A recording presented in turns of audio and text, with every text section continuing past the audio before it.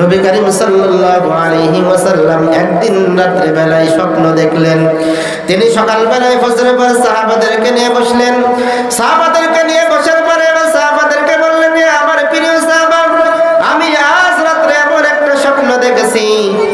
সাহাবারা জিজ্ঞাসা করলো, ইয়া রাসূলুল্লাহ, কি আপনি স্বপ্ন দেখেছেন? নবী করিম সাল্লাল্লাহু আলাইহি ওয়াসাল্লাম বললেন, আমার সামনে কিছু মানুষকে হাজির করা হলো। আমি তাকিয়ে দেখলাম ওই মানুষের ভিতরে থেকে কিছু মানুষের শর্ট কামিজ পরা, এরপরে তাকিয়ে দেখি কিছু মানুষের একটু লম্বা জামা পরা, এর ভিতরে দেখি ওমর, যে ওমরের জামা তিনি হাঁটতেছেন অথচ তার জামাটা মাটি স্পর্শ করতেছে। সাহাবারা জিজ্ঞাসা করলো, ইয়া রাসূলুল্লাহ, কি হবে, এর ব্যাখ্যাটা কি হবে? রাসূল সাল্লাল্লাহু আলাইহি ওয়াসাল্লাম বললেন, আমার প্রিয় সাহাবা, আমার কাছে যে মানুষগুলো হাজির করা হলো, এই মানুষগুলোর ভিতরে কিছু মানুষ আছে তাদের আমল হলো শর্ট, এরপরে কিছু মানুষ আমল হাজির করা হয়েছে তাদের আমল একটু বেশি।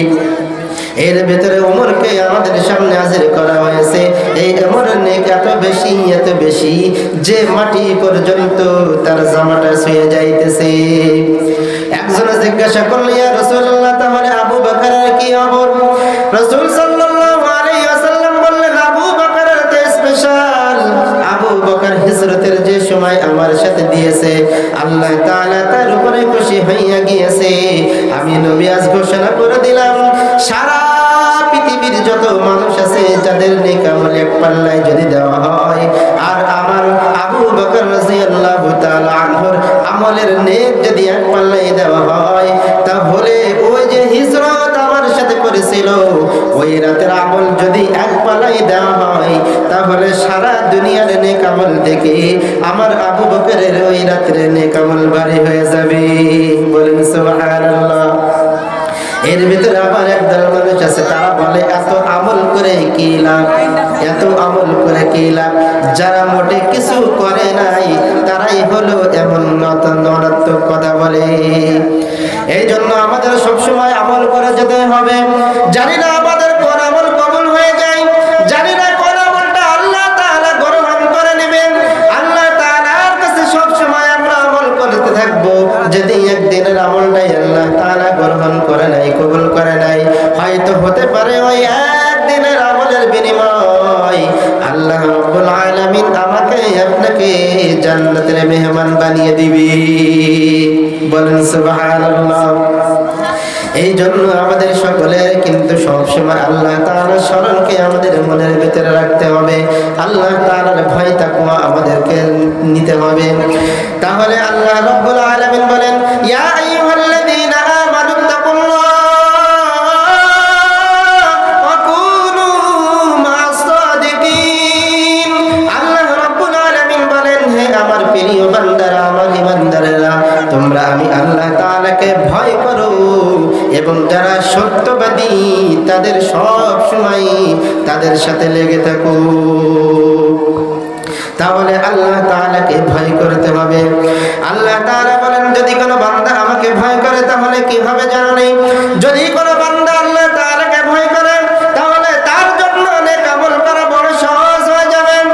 আজ আপনি তাকিয়ে দেখেন, সন্তান মা বাবাকে ভয় করার কারণে সে কিন্তু অন্যায় কাজ করতে পারে না। একটা ছাত্র শিক্ষককে ভয় করার কারণে শিক্ষকের সামনে কিন্তু অন্যায় কাজ করতে পারে না। আল্লাহ তাআলা বলেন, যদি কোনো বান্দা আমি আল্লাহ তাআলার ভয় নিয়ে, যদি কোনো বান্দা আল্লাহ তাআলার তাকওয়া নিয়ে যদি কোনো বান্দা চলতে পারে, তাহলে সে কোশ্চেন কালেও আমি আল্লাহ তাআলার সামনে অন্যায় কাজ করতে পারে না।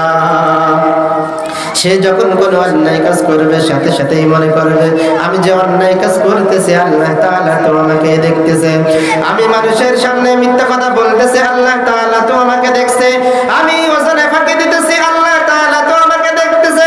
আমি মানুষের জমি ফাঁকি দিতেছি, আল্লাহ তাআলা তো আমাকে দেখতেছে। আমি যে সুদ খাইতেছি আল্লাহ তাআলা তো আমাকে দেখতেছে। আমি যে ঘুষ খাইতেছি আল্লাহ তাআলা তো আমাকে দেখতেছে। এমন ভাবে গোটা জিন্দেগিটা যদি আল্লাহ তাআলার তাকওয়া নিয়ে যদি কোনো বান্দা চলতে পারে, তাহলে তার আমল নামায় কোনো কোনো গুনাহ থাকতে পারে না। কেননা আল্লাহ তাআলাকে যে ভয় করবে সে তো কোনোদিন আল্লাহ তাআলার সামনে অন্যায় কাজ করতে পারবে না। সে তো মনে করবে আমি যে অন্যায় কাজ করতেছি আল্লাহ তাআলার সামনে তো আমাকে একদিন দাঁড়াইতে হবে। ওই দিন আল্লাহ তাআলার সামনে আমি যে অন্যায় কাজ করেছি, অপরাধ করেছি, অপরাধের বোঝা নিয়ে আমি আল্লাহ রাব্বুল আলামিনের সামনে কেমনে দাঁড়াইবো?